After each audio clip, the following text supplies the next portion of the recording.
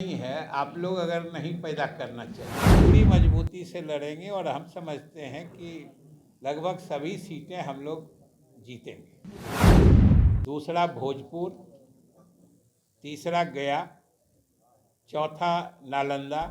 Time 8 पर इस वक्त हम आपको एक बड़ी खबर बता रहे हैं। टाइम 8 के खबर पर मुहर लगी है। ब्रेकिंग खबर हम आपको बता रहे हैं कि एमएलसी चुनाव में टाइम 8 ने सुबह आपको यह खबर बताई थी कि बीजेपी के खाते में 13 सीट है और जबकि जेडीयू के खाते में 11 सीट है। और इस खबर पे मुहर लगी है। अभी अभी बीजेपी की इस प्रेस कॉन्फ्रेंस में, जो संयुक्त प्रेस कॉन्फ्रेंस था, उसमें यह बात खुलकर सामने आई है कि बीजेपी 13 सीटों पर चुनाव लड़ने जा रही है एमएलसी का।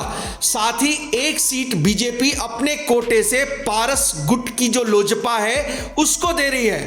दूसरी बात यह है कि जो जेडीयू के खाते में है वो 11 सीट यहां पे जेडीयू के खाते में गई है। लेकिन इन सब में सबसे खास बात यह है कि मुकेश सहनी और जीतन राम मांझी का पत्ता बिल्कुल साफ हो गया है। तो देख लीजिए बिहार की राजनीति किस मोड़ पे आके खड़ी हो गई है कि एमएलसी के चुनाव में जो कयास लगाए जा रहे थे, जो मांझी ताना बाना बुन रहे थे, जो वीआईपी के मुकेश सहनी ताना बाना बुन रहे थे, बहुत प्यार दिखा रहे थे, चाहे वो नीतीश कुमार को लेकर हो या फिर राजद को लेकर हो, उस पे यहां पे इस पीसी के बाद, इस प्रेस वार्ता के बाद विराम लग गया है। क्या कुछ प्रेस वार्ता में कहा गया है वो आइए आपको हम सुनाते हैं। दूसरा भोजपुर, तीसरा गया, चौथा नालंदा, पांचवा मुजफ्फरपुर, छठा पश्चिम चंपारण, सातवां सीतामढ़ी, आठवां भागलपुर, नौवां मुंगेर, 10वां नवादा, 11वां मधुबनी। इसलिए ये कंप्लीट, जिसको कहते हैं पूर्ण आपसी समझदारी और सहयोग के तहत ये निर्णय हुआ है और हम लोग सब लोग मिलकर लड़ेंगे। और इसके बाद हम अपने सभी सहयोगी दलों को भी विश्वास में लेके पूरी मजबूती से लड़ेंगे और हम समझते हैं कि लगभग सभी सीटें हम लोग जीतेंगे। क्या दिखा दें?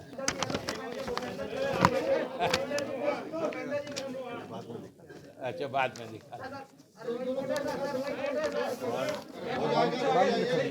अरे दे ही देंगे, इसीलिए तो पूरा पढ़ दिए। और कोई विषय कहना है?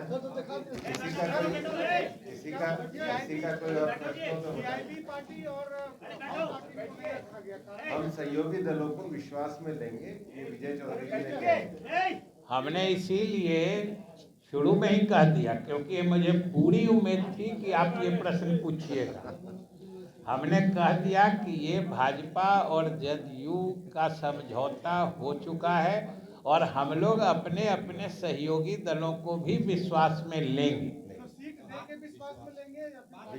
हमने विश्वास में लेंगे कह दिया ना, ये तो हमारे विश्वास पर निर्भर करता है ना। मुकेश सहनी ने कहा कि अगर सीट नहीं मिलता है तो 24 सीट पर लोग चुनाव लड़ेंगे। हम विश्वास में लेंगे।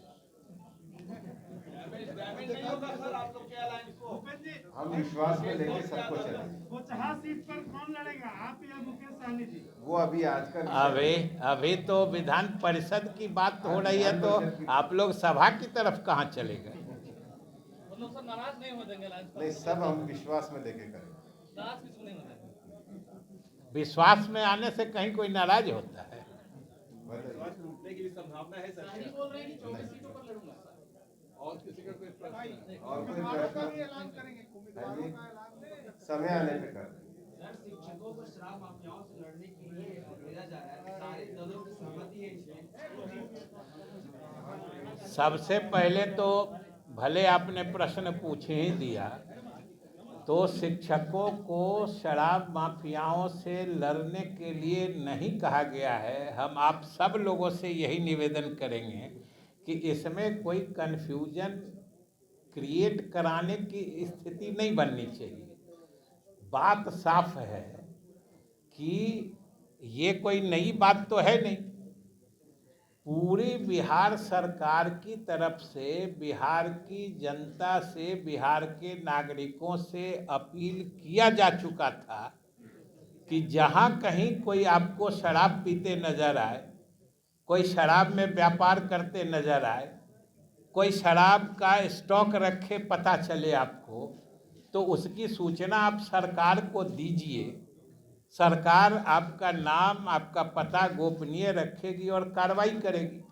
जब पूरे बिहार सरकार की तरफ से बिहार के सभी नागरिकों से अपील किया जा चुका था, तो हमारे शिक्षक क्या नागरिक के पूरे घेरे से बाहर हैं क्या? उनके लिए भी पहले ये उतना ही प्रभावी था। सवाल है सरकार के तरफ से सभी नागरिक, आपसे भी अनुरोध है कि आपको कोई शराब पीते दिखे तो आप बताइएगा, सरकार कार्रवाई करेगी। तो अगर शिक्षा विभाग ने अपने कर्मचारियों या अपने विभाग के साथ काम करने वाले लोगों को ये कहा है कि शराबबंदी को सफल बनाने में अपना सहयोग दीजिए, तो आपको इसमें अव्यवहारिक क्या लगता है? पहली बात। दूसरी बात, किसी शिक्षक को तो कोई टारगेट नहीं दिया गया है कि आप इतना को पकड़वाइए या आप नहीं पकड़वाइएगा तो कार्रवाई होगी।